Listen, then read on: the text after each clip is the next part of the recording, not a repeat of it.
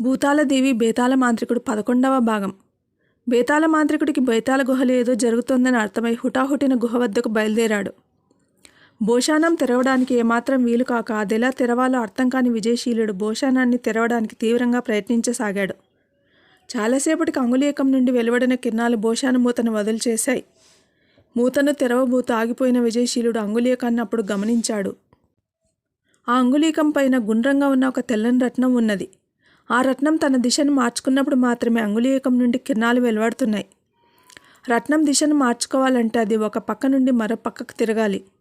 అలా అసంకల్పితంగా తిరిగినప్పుడు కిరణాలు వస్తున్నాయి.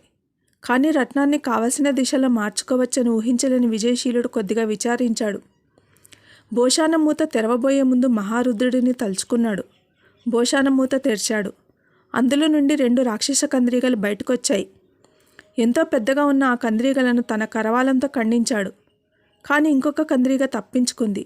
ఖండించిన కందిరీగ ఒక్కటిగా మారింది. విజయశీలుడిని తాకడానికి ప్రయత్నించసాగింది. అది తాకడానికి ప్రయత్నించిన చోట విజయశీలుడికి కత్తిగాట్లు పడసాగాయి. వాటిని తన కరవాలంతో వెంటాడుతూ మహారుద్రుడిని తలుచుకున్నాడు. వెనువెంటనే కుమార ఆ రాక్షస కందిరీగలను ఏకకాలంలో సంహరించు అనే మాటలు బేతాళదేవి విగ్రహం నుండి వినిపించాయి. వెంటనే గాలిలో భీకర జుంకారం చేస్తున్న రాక్షస కందిరీగలను ఒక్కచోటికి వచ్చేలా చేశాడు. వాటిని తన కరవాలంతో ఒక్క వేటన సంహరించాడు విజయశీలుడు. బేతాళదేవి విగ్రహం చిన్నగా మారిందని తెలుసుకున్న బేతాళ మాంత్రికుడు గుహకు తిరిగి వస్తూ గుహ బయటకు చేరుకున్నాడు. గుహను అప్పటికే బేతాళ మరి ఊడలు పూర్తిగా ఆక్రమించాయి. అది చూసిన మాంత్రికుడి గుండెలు అవిసిపోయాయి. రాక్షస కందిరీలో సంహరింపబడగానే గుహ లోపలికి అడుగు పెట్టాలని ప్రయత్నిస్తున్న బేతాళ మాంత్రికుడి ప్రాణాలు గాలిలో కలిసిపోయాయి. పెద్ద నిప్పుగా ఎగిసిపడి మర్రి ఊడలను దగ్ధం చేశాయి. గుహలోపల ఉన్న విజయశీలుడికి బేతాళదేవి మాటలు వినిపించాయి. మానవ వీర, నన్ను తీసుకుని తక్షణం ఇక్కడి నుండి బయలుదేరు.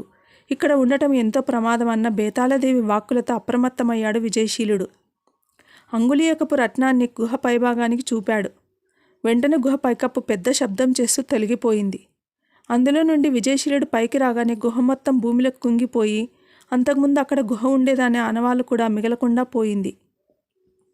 మాంత్రికుడు తన ప్రాణాలను కోల్పోగానే భూతాళదేవిలో దిగ్బంధనంలో ఉన్న భూతాలన్నిటికీ విముక్తి లభించింది. భూతాళదేవి నుండి తప్పించుకు పారిపోయిన ఎక్కడెక్కడ భూతాలన్నీ తిరిగి భూతాళదేవి చేరుకుంటున్నాయి.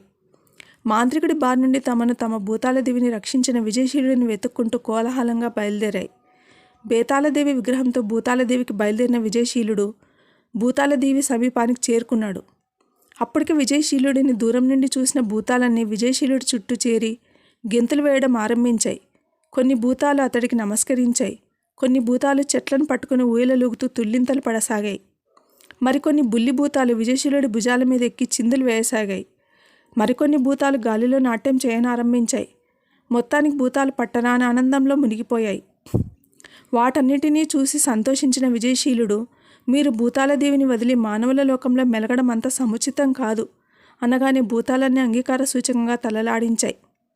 అంతలో బేతాళదేవి విగ్రహం నుండి మాటలు వినిపించసాగాయి. మానవ వీర, ఈ భూతాలన్నీ నిజమైన భూతాలు కావు. వీరందరూ దివ్యులు అనబడే యక్షజాతికి చెందినవారు. వీరి లోకంలో రుద్రుని పూజించేవారు. కానీ ఒకనాడు రుద్రునికి సలిపిన పూజలలో ఘోర తప్పిదం గావించారు. పిమ్మట కూడా ఎవరూ రుద్రుని క్షమాపణలు కోరలేదు.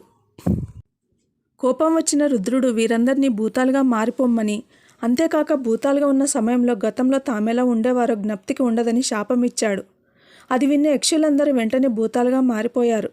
కానీ యక్షులకు మాత అయిన ఒక యక్షిని రుద్రుడిని మనఃపూర్వకంగా ప్రార్థించింది. క్షమించమని వేడుకుంది.